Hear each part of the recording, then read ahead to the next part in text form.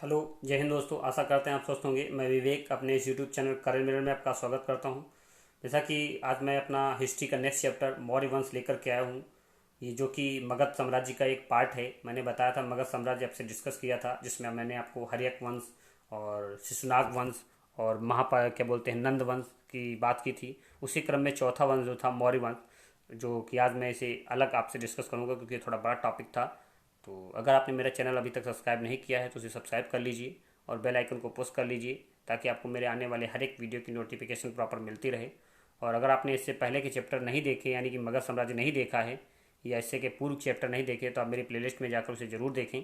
ठीक है, तो बढ़ते हैं इसी क्रम में आगे। आज बात करेंगे मौर्य वंश और जिसके संस्थापक कौन हैं? चंद्रगुप्त मौर्य हैं, जिन्होंने घनानंद की हत्या कर, नंद वंश का जो अंतिम शासक था घनानंद, उसकी हत्या कर मौर्य वंश की स्थापना की थी। ठीक है, तो नेक्स्ट चलते हैं, इसी क्रम में बात करते हैं। बात करें चंद्रगुप्त मौर्य, जो कि मौर्य वंश का संस्थापक था। ठीक है, और ये जैन धर्म का अनुयायी था। आप ये भी याद रखेंगे, जैन धर्म का अनुयायी थे। चंद्रगुप्त मौर्य जो था वो मौर्य वंश का संस्थापक था और जैन धर्म का अनुयायी था। ठीक है, ये याद रख सकते हैं। हमने कहा है ये हिस्ट्री है, हिस्ट्री को आप रट्टा नहीं मार सकते हैं। इसको आप एक तरीके से अपने मस्तिष्क में कहानी की तरह, एक पिक्चर की तरह अपने बिठा लीजिए। ठीक है, जो महत्वपूर्ण फैक्ट हैं उन पर मैं फोकस करता हूँ, मैं उन्हें बार बार रिपीट करता हूँ, उनको आप जरा ध्यान से देख लीजिएगा। आपका कोई भी क्वेश्चन एग्जाम में नहीं छूटेगा, ये मेरी आशा है। ठीक है, तो बात करते हैं। तो चंद्रगुप्त मौर्य, जो कि मौर्य वंश का संस्थापक था, सीधे सीधे ऐसे पूछ लेता एग्जाम, बताइए कि मौर्य वंश का संस्थापक कौन था? तो चंद्रगुप्त मौर्य था। ठीक है, बात करें दूसरे पॉइंट की। ये इंपॉर्टेंट फैक्ट है कि जस्टिन महोदय हैं, उन्होंने चंद्रगुप्त मौर्य को सेंड्रोकोटस कहा था। जस्टिन महोदय ने चंद्रगुप्त मौर्य को सेंड्रोकोटस कहा था, जिसकी पहचान विलियम जोन्स ने चंद्रगुप्त मौर्य के नाम से की थी। जिसकी पहचान विलियम जोन्स ने चंद्रगुप्त मौर्य के नाम से की थी। तो आप ये फैक्ट याद रखेंगे कि पूछ देगा एग्जाम में, बताइए सेंड्रोकोटस, चंद्रगुप्त मौर्य को सेंड्रोकोटस किसने कहा था? तो जस्टिन ने कहा था। और इसकी पहचान चंद्रगुप्त मौर्य के नाम से किसने की थी? तो विलियम जोन्स ने की थी। किसने की थी? विलियम जोन्स ने की थी। ठीक, नेक्स्ट बात करें तो इनके गुरु का नाम आपको पता है। चंद्रगुप्त मौर्य के गुरु का नाम, जैसा कि आप जानते भी होंगे पहले से, चाणक्य है। और चाणक्य का जो वास्तविक नाम है वो विष्णुगुप्त हो गया और एक कौटिल्य हो गया। दो इनके नाम हैं। चाणक्य का जो वास्तविक नाम है विष्णुगुप्त और कौटिल्य है। ठीक है, और आपको चाणक्य से ये भी याद होगा कि इन्होंने अर्थशास्त्र नामक पुस्तक की रचना की है, जो कि राजनीति पर आधारित है।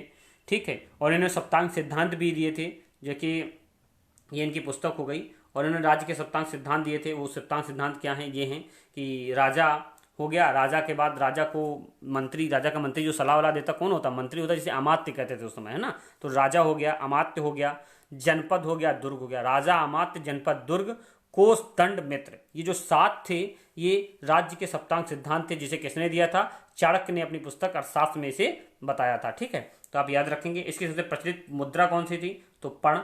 चंद्रगुप्त मौर्य की कह लें या मौर्य वंश की सबसे प्रचलित मुद्रा कौन थी? तो पर्ण थी। तो आप इस स्लाइड से इतनी बातें याद रखेंगे कि चंद्रगुप्त मौर्य जो था, इसे जस्टिन ने सेंड्रोकोटस कहा था। विलियम जोन्स ने इसकी चंद्रगुप्त मौर्य के नाम से पहचान की थी। ठीक, इनके गुरु का नाम चाणक्य था। और चाणक्य के अन्य नाम पूछ देता एग्जाम में, तो आपको याद रखना होगा विष्णुगुप्त, कौटिल्य, इनके दो अन्य नाम भी हैं। वास्तविक नाम कह लो या अन्य नाम भी कह लो। ठीक है, और इन्होंने अर्थशास्त्र नामक पुस्तक लिखी थी, जो राजनीति पर आधारित है। और इन्होंने उस पुस्तक में सप्तांग सिद्धांत दिए थे। वो सप्तांग सिद्धांत कौन कौन से थे? तो आप देख सकते हैं, इनको भी वैसे पूछा नहीं जाता लेकिन कभी कभार पूछ लेता है। ठीक है, राजा, अमात्य हो गए, उसके बाद जनपद, दुर्ग हो गया, उसके बाद कोष, दंड, ये 6 हो गया। राजा, अमात्य, दो दो करके याद रखें, राजा, अमात्य, जनपद, दुर्ग और कोष, दंड। राजा, अमात्य, जनपद, दुर्ग, कोष, दंड। यानी कोष मतलब क्या होता है? धन। धन को जो चुराएगा उसको दंड दिया जाएगा, तो कोष, दंड आपस में रिलेट कर लीजिए। ठीक है, जनपद मतलब जिला होगा, तो उसको एक तरीके से उसकी किलाबंदी की जाती है। तो जनपद से दुर्ग मतलब किला होता है, तो जनपद का दुर्ग ऐसे रिलेट कर सकते हैं। तो राजा, अमात्य, जनपद, दुर्ग और कोष, दंड। उसके बाद मित्र को जानते हो, उन्होंने राज्य के कान बताए हैं। मित्र को राज्य के कान की संज्ञा दी है चाणक्य ने। ठीक है, तो ये 7 सिद्धांत थे, इनके याद रखेंगे। और इसकी सबसे प्रचलित मुद्रा क्या थी? तो पढ़ थी। ठीक है, नेक्स्ट बात करते हैं। नेक्स्ट बात करें चंद्रगुप्त मौर्य के शासनकाल में ही 305 ईसा पूर्व सिकंदर के सेनापति सेल्यूकस निकेटर, जैसा कि बताया है, सिकंदर का सेनापति सेल्यूकस निकेटर था, जल सेनापति निर्याकस था। और इसने 305 ईस्वी में चंद्रगुप्त मौर्य के साथ एक तरीके से चंद्रगुप्त मौर्य पर आक्रमण किया और जिसने चंद्रगुप्त मौर्य ने इसे पराजित कर दिया था। और जब ये हार गया था तो इसकी कुछ संधि शर्तों के अनुसार क्या हुआ था, इससे संधि हो गई थी। और इसका एक राजदूत था जिसका नाम मेगास्थनीज था, जो कि चंद्रगुप्त मौर्य के दरबार में रहता था, जिसने प्रसिद्ध पुस्तक इंडिका की रचना की। आप ये भी याद रखेंगे, बहुत इंपॉर्टेंट फैक्ट है। सीधे सीधे तो पहले बात क्वेश्चन यही पूछ देता है, बताइए चंद्रगुप्त मौर्य ने सिकंदर के सेनापति सेल्यूकस निकेटर को कब पराजित किया था? तो 305 ईसा पूर्व में पराजित किया था। ये क्वेश्चन एग्जाम में आता है, काफी रिसेंट में आया हुआ मेंस का क्वेश्चन है, तो क्या बोलते हैं बिहार पीसीएस का, ठीक है।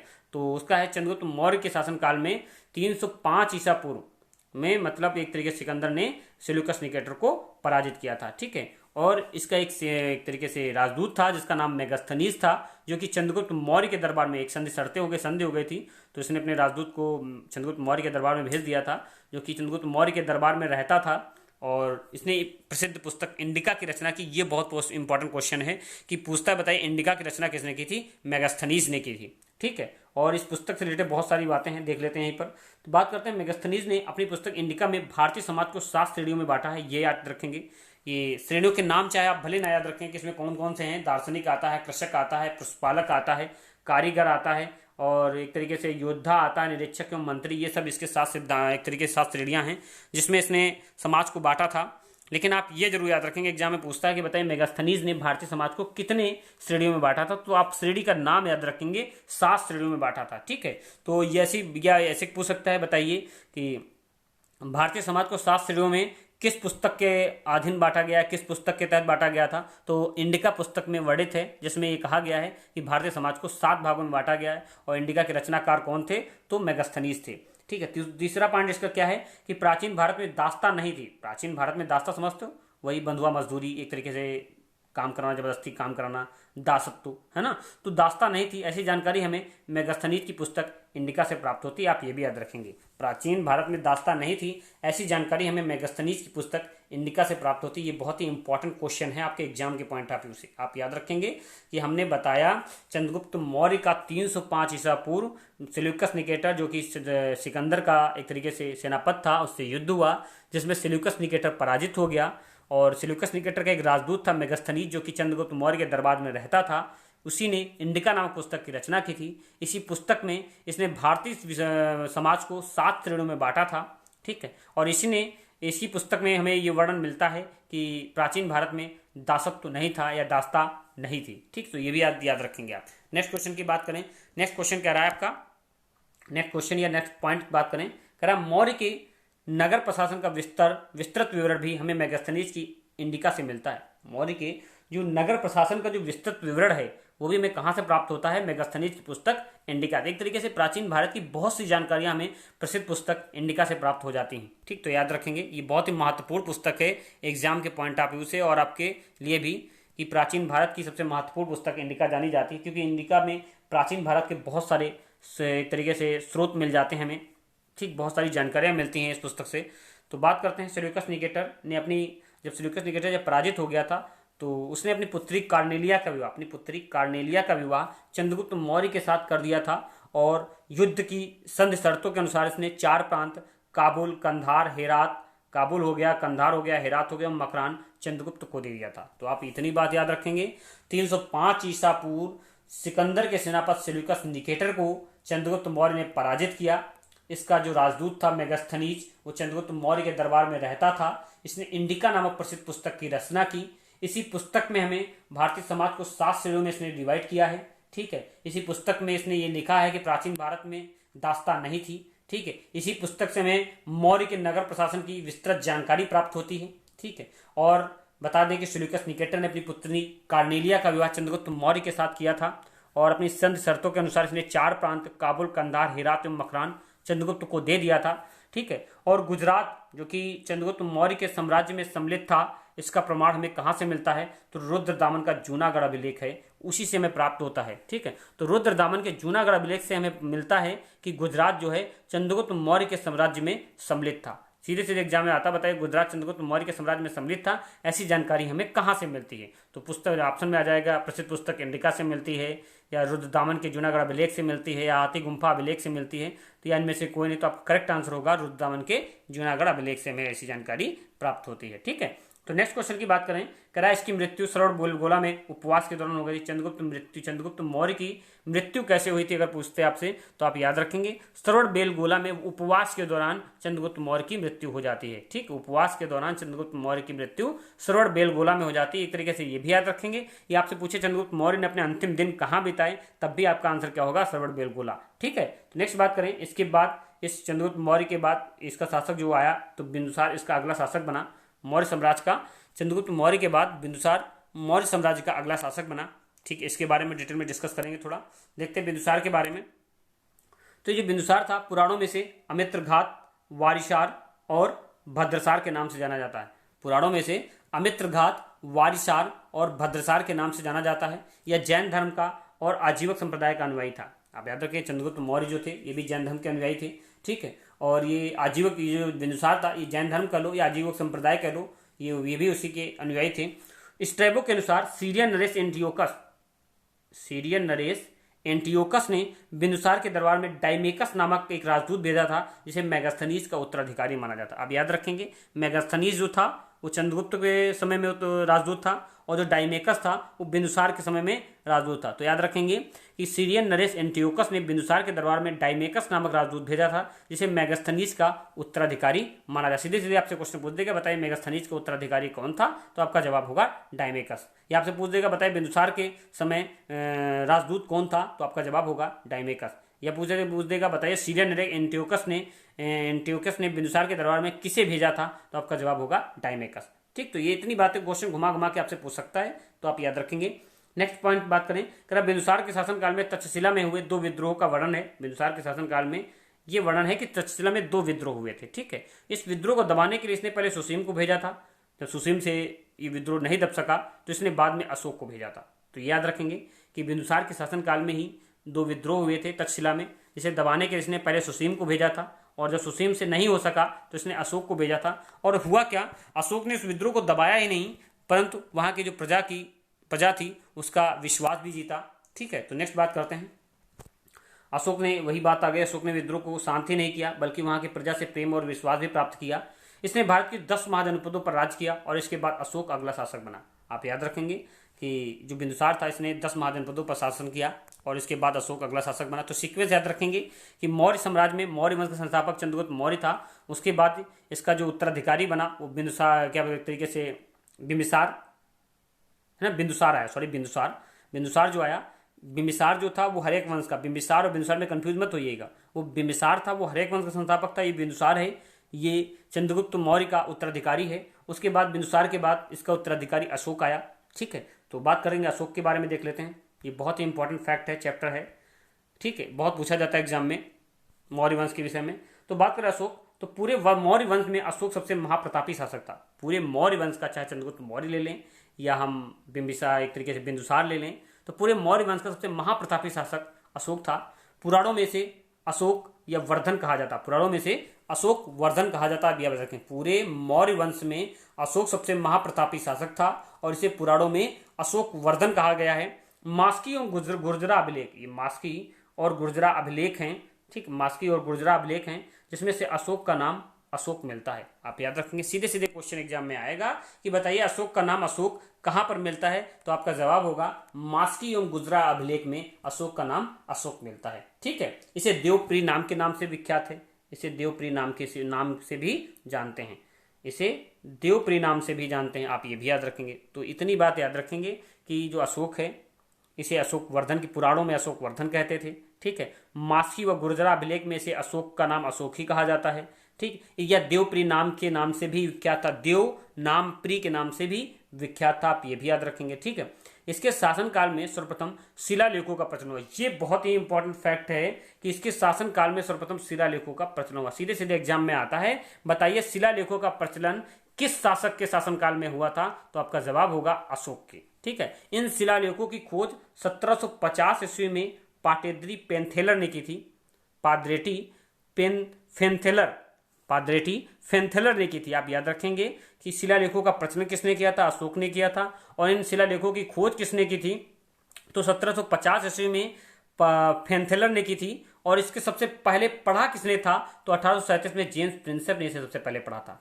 तो ये बहुत ही इंपॉर्टेंट क्वेश्चन है, आपसे सीधे सीधे एग्जाम में पूछेगा। बताइए कि अशोक के शिलालेखों को सर्वप्रथम पढ़ा किसने था, तो जेम्स प्रिंसेप ने पढ़ा था। या अशोक के शिलालेखों की खोज सर्वप्रथम किसने की थी, तो 1750 ईस्वी में इसकी खोज फेनथेलर ने की थी और 1837 में इसे जेम्स प्रिंसेप ने पढ़ा था। तो नाम आप सन नहीं याद रखते कोई दिक्कत नहीं है, आप नाम जरूर याद रखेंगे, सन नहीं याद है कोई दिक्कत नहीं, लेकिन नाम याद रखें कि शिलालेखों को खोजा किसने था, फेनथेलर ने, और पढ़ा किसने था, जेम्स प्रिंसेप ने। ठीक है, इसने अपने शिलालेखों में प्राकृत भाषा एवं ब्राह्मणी, खरोष्टी, ग्रीक एवं अरमाइक लिपि का प्रयोग किया था। मतलब मेनली अपने शिलालेखों में इसने प्राकृत भाषा का यूज किया था। उसके अलावा इसने ब्राह्मणी भाषा कौन थी, प्राकृत थी, और उसके बाद ब्राह्मी, खरोष्टी, ग्रीक एवं अरमाइक लिपि का प्रयोग किया था।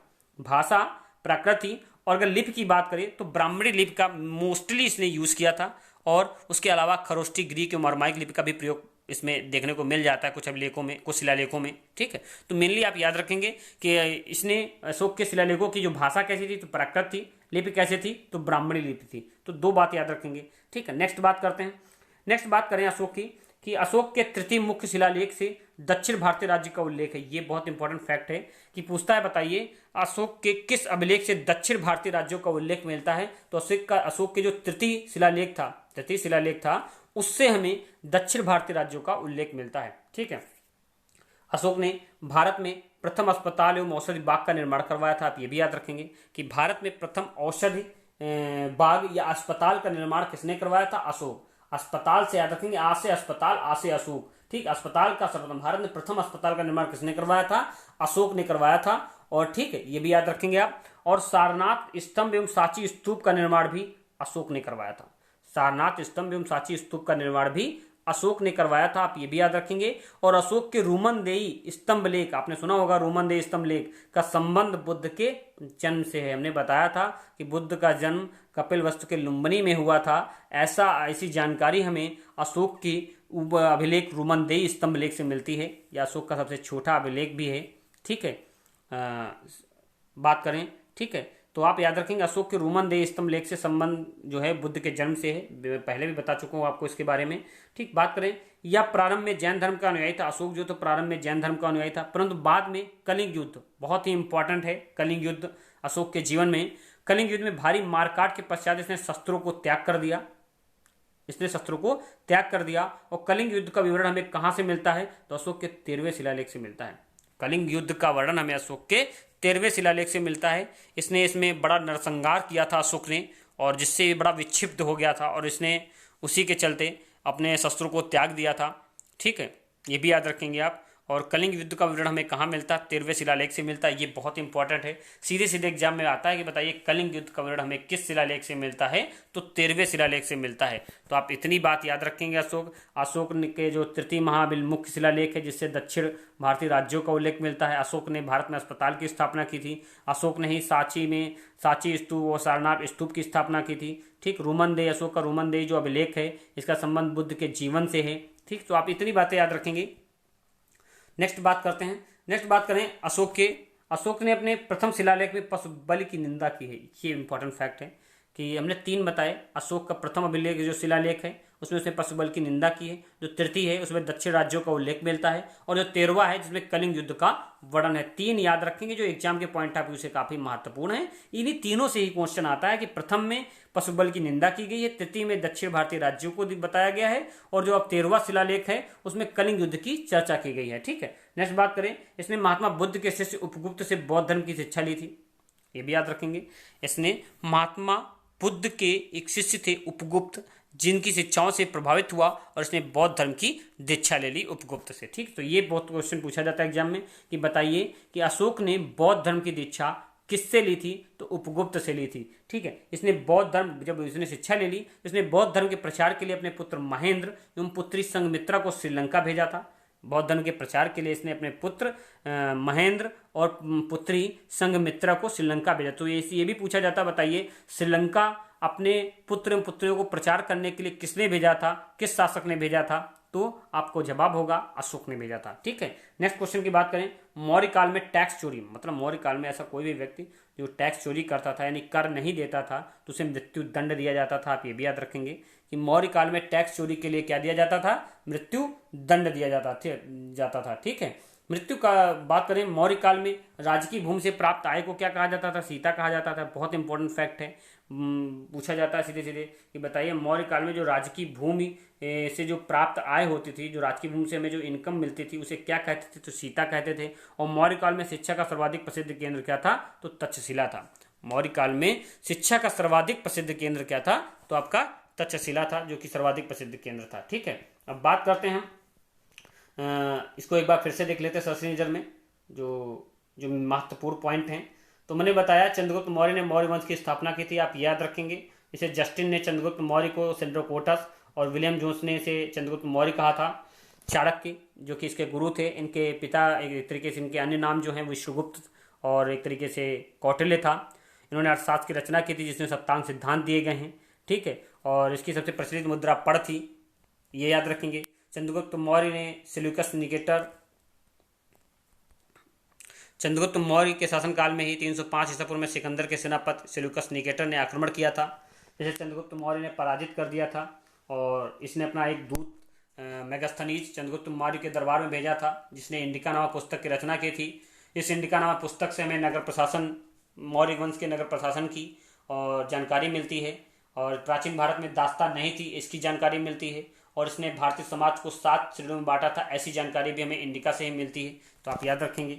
ठीक है, नेक्स्ट बात करेंगे कि जो गुजरात जो चंद्रगुप्त मौर्य के साम्राज्य में सम्मिलित था, इसका प्रमाण हमें रुद्रदामन के जूनागढ़ अभिलेख से मिलता है। इसकी मृत्यु श्रवण बेलगेला में उपवास के दौरान हो जाती है। और अगला शासक कौन है? बिंदुसार है, आप ये भी याद रखेंगे। ठीक है, जो मेन मेन पॉइंट है वो देख लेते हैं। और इसमें बिंदुसार को अमित्रघात, वारिसार, भद्रसार के नाम से जाना जाता है। ठीक है, और इसके दरबार में कौन सा दूत आता था? डायमेकस, जो कि Antiochus Naresh, Syrian Naresh Antiochus ने भेजा था। ठीक है, मेगास्थनीज का उत्तराधिकारी था, आप ये भी याद रखेंगे। और तक्षशिला में विद्रोह हुए थे इसके शासनकाल में, पूछ देता बताइए किसके शासनकाल में तक्षशिला में विद्रोह हुआ था? तो आप जवाब होगा बिंदुसार के। ठीक है, और इसको दबाने के लिए सुसीम और अशोक को भेजा था। सुसीम असफल रहा और अशोक सफल रहा था। ठीक है, तो ये याद रखेंगे आप। और दूसरी बात, अशोक के बारे में बात करें तो अशोक का नाम अशोक वर्धन है, पुराणों में मिलता है। मास्की गुर्जरा अभिलेख में इसका नाम अशोक मिलता है। ये देवनाम प्रिय के नाम से भी विख्यात था। और इसने शिलालेखों का प्रचलन किया था। और शिलालेखों को जो एक तरीके से खोज किसने की थी? तो फैनथेलर ने की थी। और इसको पढ़ने का काम सबसे पहले जेम्स प्रिंसेप ने किया था। ठीक है, और इसके शिलालेखों की जो भाषा कैसी थी? प्राकृत थी। और लिपि कैसी थी? तो वो ब्राह्मणी लिपि थी। ठीक, इसके अलावा इसने क्रोस्टी, ग्रीक और मरमाइक लिपि का भी प्रयोग किया था, लेकिन मेनली आप याद रखेंगे भाषा प्राकृत, लिपि ब्राह्मणी। ठीक है, इसके तृतीय मुख्य लेख शिलालेख जो है, इसमें से भारतीय राज्यों का उल्लेख मिलता है, दक्षिण भारतीय राज्यों का उल्लेख मिलता है। प्रथम में पशुबल की निंदा की गई है। और जो तृतीय जो 13वां है, उसमें इसने कलिंग युद्ध के विषय में चर्चा मिलती है हमें। ठीक है, इसने अस्पताल की स्थापना की थी। और इसके अलावा इसने सारनाथ स्तूप और सांची स्तूप की स्थापना की थी। ठीक है, रोमन दे स्तंभ लेख है इसका, जो कि बुद्ध के जन्म से संबंधित है, आप ये भी याद रखेंगे। और इसने बौद्ध धर्म की शिक्षा महात्मा बुद्ध के शिष्य उपगुप्त से ली थी। ठीक है, तो और इसने अपने श्रीलंका में प्रचार करने के लिए बौद्ध धर्म के इसने अपने पुत्र महेंद्र और पुत्री संघमित्रा को भेजा था। ठीक है, और मौर्य साम्राज्य में टैक्स चोरी के लिए मृत्यु दंड दिया जाता था। और राजकीय भूमि से जो आय प्राप्त होती थी उसे सीता कहते थे। और जो मौर्य काल में शिक्षा का सर्वाधिक प्रसिद्ध केंद्र था तक्षशिला था। ठीक, अब इससे रिलेटेड जो इंपॉर्टेंट फैक्ट हैं, मतलब जो हमने देख लिए, सारे महत्वपूर्ण विषयों पर चर्चा कर ली हमने। अब इस चैप्टर से जो एग्जाम के पॉइंट ऑफ व्यू से जो काफ़ी महत्वपूर्ण क्वेश्चन हैं उनको हम देख लेते हैं, जो कि प्रीवियस ईयर पेपर से लिए गए हैं। ठीक है, तो बात करते हैं इस टॉपिक से संबंधित। जो पहला क्वेश्चन है हमारा कि चंद्रगुप्त मौर्य ने अपने अंतिम दिन कहाँ गुजारे थे? बहुत इंपॉर्टेंट क्वेश्चन है। ऑप्शन में काशी है, पाटलिपुत्र है, उज्जैन है, श्रवण बेलगोला है। तो जैसा कि मैंने आपको बताया, तो आपका जवाब आ जाना चाहिए। तो आपका करेक्ट आंसर होगा श्रवण बेलगोला। ठीक है, नेक्स्ट क्वेश्चन की ओर बढ़ते हैं। नेक्स्ट क्वेश्चन है कि मौर्य साम्राज्य में ग्रीस का राजदूत कौन था? सिकंदर था, मेगास्थनीज था, प्लूटो था, अरस्तु था? तो आपका करेक्ट आंसर हो जाएगा मेगास्थनीज, जो कि मौर्य साम्राज्य में ग्रीस का राजदूत था। ठीक है, नेक्स्ट बात करते हैं। नेक्स्ट क्वेश्चन है अर्थशास्त्र के लेखक किसके समकालीन थे? अब अर्थशास्त्र के लेखक कौन थे? आपको पता है अर्थशास्त्र के लेखक कौन थे? तो कौटिल्य। कौन थे? कौटिल्य या चाणक्य। ठीक है, और वो कौन से? ऑप्शन में क्या है? चंद्रगुप्त मौर्य है, अशोक है, बिंबिसार है, समुद्रगुप्त हैं। किसके समकालीन थे? तो चंद्रगुप्त मौर्य। आपको पता है चंद्रगुप्त मौर्य के गुरु थे। ठीक है, तो नेक्स्ट बात करते हैं मौर्य वंश के तत्काल बाद किस वंश ने आकर राज किया था? अब बात करता है, हमने 4 वंश देख लिए, मगध साम्राज्य में 4 वंश देखे। हर्यक वंश देखा, जिसे बिंबिसार ने स्थापित किया था। उसके बाद हमने क्या बोलते हैं शिशुनाग वंश देखा, जिसे शिशुनाग ने स्थापित किया था। फिर नंद वंश देखा, जिसे महापद्मानंद ने स्थापित किया था। उसके बाद हमने मौर्य वंश देखा, जिसे चंद्रगुप्त मौर्य ने स्थापित किया। इसके बाद कौन सा वंश आया, तो इसके बाद जो ऑप्शन में है सातवाहन है, शुंग है, गुप्त है, कण्व है, तो इसके बाद आया था शुंग वंश। तो आप याद रखेंगे ये शुंग जो है ये इसके बाद आपका पांचवा वंश हो गया। उसके बाद आ जाता है आपका कण्व आ जाता है, ये छठा हो जाएगा। सातवाहन आपका सातवां हो जाएगा। तो ये सीक्वेंस है शुंग, शुंग के बाद कण्व, कण्व के बाद सातवाहन। ठीक है, तो मौर्य वंश के तत्काल के बाद किस वंश ने आकर राज किया था, तो शुंग वंश ने राज किया था। आप ये भी याद रखेंगे, शुंग वंश के बाद कण्व वंश आया था, कण्व वंश के बाद सातवाहन वंश आया था। ठीक है, तो नेक्स्ट बात करते हैं। नेक्स्ट क्वेश्चन है कि कौटिल्य का अर्थशास्त्र है एक चंद्रगुप्त मौर्य के संबंध में नाटक है, गलत जवाब है। आत्मकथा है, चंद्रगुप्त मौर्य का इतिहास है, शासन के सिद्धांतों की पुस्तक है। तो करेक्ट आंसर इसका जो हो जाएगा वो शासन के सिद्धांतों की पुस्तक। आपको पता है अर्थशास्त्र राजनीति पर आधारित है। ठीक है, तो ये शासन के सिद्धांतों की पुस्तक है कौटिल्य का अर्थशास्त्र, ये भी याद रखेंगे आप। नेक्स्ट क्वेश्चन की बात करें, ये सब प्रीवियस ईयर पेपर से लिए गए क्वेश्चन हैं, सब एग्जाम में कई बार रिपीटेड हैं और कई बार एग्जाम में पूछे गए हैं। तो आप इन पे काफ़ी फोकस करिएगा। ये मैं आपको इसलिए करा रहा हूँ ताकि आपको पता चले कि आपने जो पढ़ा है वो एग्जाम में पूछा भी जाएगा या नहीं जाएगा, या आपने जो अभी तक पढ़ा है वो आपको समझ में आया है या नहीं आया है, या ऑप्शन उसे कर पाएंगे या नहीं कर पाएंगे। तो ये भी जानना जरूरी है आपके लिए। तो नेक्स्ट क्वेश्चन है, निम्नलिखित में से राज्य के सप्तांग सिद्धांत के अनुसार राज्य का सातवां अंग, हमने बताया था कि चाणक्य की पुस्तक है, नाम उसका अर्थशास्त्र है। ठीक है, उसी में उन्होंने सप्तांग सिद्धांत दिए थे।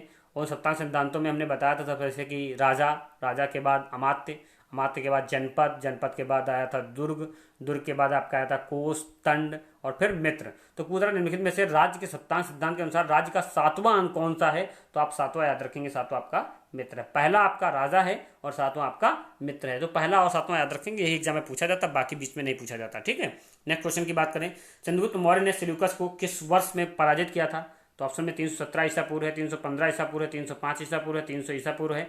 तो करेक्ट आंसर आपका हो जाएगा 305 ईसा। अगर आपने पढ़ा है ध्यान से तो आपको क्वेश्चन गलत नहीं होगा ऑप्शन में, ये एक तरीके से कंफर्म है। अगर आपने पढ़ा है तो आपके मस्तिष्क में उसका आंसर जरूर आएगा। अगर आपने ध्यान से सुना है उसको, हमने कहा ये हिस्ट्री है, इसको आपको ध्यान से सीक्वेंस में बिठाना है, कहानी की तरह। जैसे आप पिक्चर देख रहे हैं उसको बिठाते हैं, उसी तरह इसको भी बिठा लीजिए। ठीक है, तो नेक्स्ट बात करते हैं, भारत के प्रथम अस्पताल का निर्माण किसने करवाया था, तो अभी बताया मैंने, आश्रय अस्पताल, आश्रय अशोक। तो करेक्ट आंसर इसका क्या हो जाएगा, अशोक ने करवाया था। ठीक है, नेक्स्ट बात करते हैं कि सांची का स्तूप किसने बनवाया था, ऑप्शन में चंद्रगुप्त मौर्य है, कौटिल्य है, गौतम बुद्ध है, अशोक है।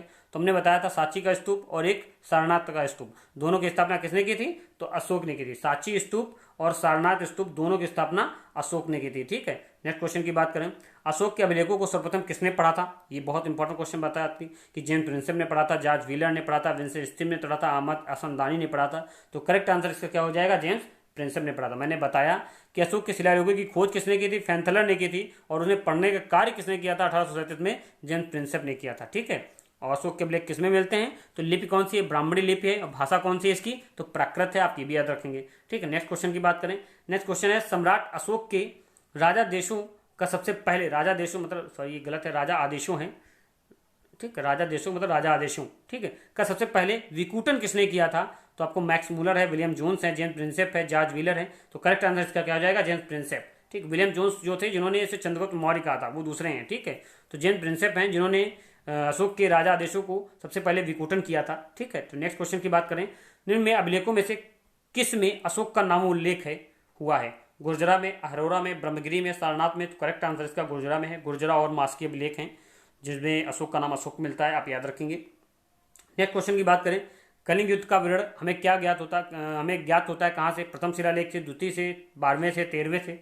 तो करेक्ट आंसर इसका 13वें से। हमने कहा 3 शिलालेख याद रखने, प्रथम में पशुबल की निंदा की अशोक ने, और तृतीय में दक्षिण राज्यों का, दक्षिण भारतीय राज्यों का उल्लेख मिलता है, और 13वें में कलिंग युद्ध का। ठीक, इसी कलिंग युद्ध में इसने अपने शस्त्रों को त्याग कर दिया था और उसके बाद इसने बौद्ध धर्म को अपना लिया था। पहले तो जैन धर्म का अनुयायी था, उसके बाद कलिंग युद्ध में इसने शस्त्रों को त्याग दिया, नरसंहार को देख करके। बहुत ही बड़ा नरसंहार किया था अशोक ने कलिंग युद्ध में, और उसके बाद उसने शस्त्रों को त्याग दिया और उसके बाद बौद्ध धर्म को अपना लिया, और बौद्ध धर्म की दीक्षा इसने उपगुप्त से ली थी, आप ये भी याद रखेंगे। ठीक, नेक्स्ट क्वेश्चन की बात करें, मौर्य काल में टैक्स को छुपाने के लिए इनमें से क्या दंड दिया जाता था, मृत्यु दंड, समानों की कुर्की, कारावास, उपयुक्त में से कोई नहीं। तो चिक चिक के आपसे आपके मस्तिष्क में आंसर आ रहा होगा कि मृत्यु दंड। ठीक है, ये अपने आप आएगा, जब आपको पढ़ रखा होगा तो क्वेश्चन आपके मस्तिष्क में आंसर आपका जरा सी भी देरी किए बिना आपके मुंह से निकल जाएगा। ठीक है, तो नेक्स्ट क्वेश्चन की बात करें, नेक्स्ट क्वेश्चन की बात करें, 15 नंबर क्वेश्चन है कि इंडिका का लेखक कौन है। मैंने बहुत चर्चा की है कि विश्वगुप्त है, मेगास्थनीज है, डायमेकस है, प्लिनी है। तो आपको बता दें इसका करेक्ट आंसर हो जाएगा मेगास्थनीज। और ये डायमेकस कौन था, तो ये मेगास्थनीज का क्या था, उत्तराधिकारी था। आप ये भी याद रखेंगे। विष्णुगुप्त कौन है, तो चाणक्य, कौटिल्य, विष्णुगुप्त इनका नाम है। ठीक है, इंडिका की बात हो गई। बात करें नेक्स्ट क्वेश्चन की, मौर्य काल में शिक्षा का प्रसिद्ध केंद्र क्या था। ऑप्शन में वैशाली है, नालंदा है, तक्षशिला है, उज्जैन। तो इसका करेक्ट आंसर क्या हो जाएगा, तक्षशिला। ठीक है, तक्षशिला जो था मौर्य काल में, इसका करेक्ट एक तरीके से आंसर है। मौर्य काल में शिक्षा का प्रसिद्ध केंद्र जो था वो तक्षशिला था। ठीक है, तो आप याद रखेंगे। तो नेक्स्ट क्वेश्चन की ओर बढ़ते हैं। एक मिनट, ये थोड़ा स्लाइड दिक्कत कर रही है।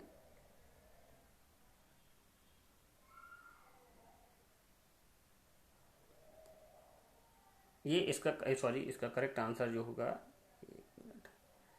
इसका करेक्ट आंसर हो जाएगा तक्षशिला। ठीक है, नेक्स्ट क्वेश्चन की बात करें हम। नेक्स्ट क्वेश्चन है, निम्नलिखित में से किस स्रोत में उल्लेखित है कि प्राचीन भारत में दास्ता नहीं थी। कह रहा किस स्रोत में उल्लेखित है कि प्राचीन भारत में दास्ता नहीं थी। अर्थशास्त्र में, मुद्रा राक्षस में, मेगास्थनीज की इंडिका में, वायुपुराण में। तो इसका करेक्ट आंसर हो जाएगा दोस्तों मेगास्थनीज में। हमने बताया था मेगास्थनीज की इंडिका पुस्तक है, उसी में वर्णित है कि प्राचीन भारत में दास्ता नहीं थी, भारतीय समाज 7 श्रेणियों में विभाजित है, और मौर्य साम्राज्य का नगर प्रशासन जो था वो उच्च कोटि का था। ये सब जानकारी हमें मेगास्थनीज की इंडिका से प्राप्त होती है। ठीक है, नेक्स्ट क्वेश्चन की बात करें। नेक्स्ट क्वेश्चन है कि देवनामप्रे के नाम से कौन विख्यात है। तो आपका करेक्ट आंसर हो जाएगा, ऑप्शन में अशोक है, चंद्रगुप्त मौर्य है, हर्षवर्धन है, समुद्रगुप्त। करेक्ट आंसर आपका हो जाएगा अशोक। देवनामप्रे के नाम से कौन विख्यात है, तो अशोक विख्यात है। ठीक, नेक्स्ट क्वेश्चन की बात करें, किस प्रसिद्ध शासक को शिलालेखों का जनक कहा जाता है। ऑप्शन में चंद्रगुप्त मौर्य है, अशोक है, कनिष्क है, समुद्रगुप्त है। तो इसका करेक्ट आंसर जो हो जाएगा वो अशोक को शिलालेखों का जनक कहा जाता है। ठीक, नेक्स्ट क्वेश्चन और इस वीडियो का लास्ट क्वेश्चन है कि अशोक ने किस बौद्ध साधु से प्रभावित होकर बौद्ध धर्म अपनाया था। तो विष्णुगुप्त, ब्रह्मगुप्त, उपगुप्त, बृहद्रथ। तो आपको करेक्ट आंसर हो जाएगा इसका उपगुप्त। अशोक ने किस बौद्ध साधु से प्रभावित होकर बौद्ध धर्म अपनाया था, तो उपगुप्त से प्रभावित होकर अपनाया था। तो ये आज का वीडियो है। अगर आपको ये पसंद आया है तो please like, subscribe and share. और अगर इसकी आपको पीडीएफ चाहिए हो तो इस वीडियो के डिस्क्रिप्शन में मेरा टेलीग्राम लिंक दिया गया है, जिसे ज्वाइन कर आप इसकी पीडीएफ ले सकते हैं। तो अगर आपको वीडियो पसंद आया है तो please like, subscribe and share. धन्यवाद।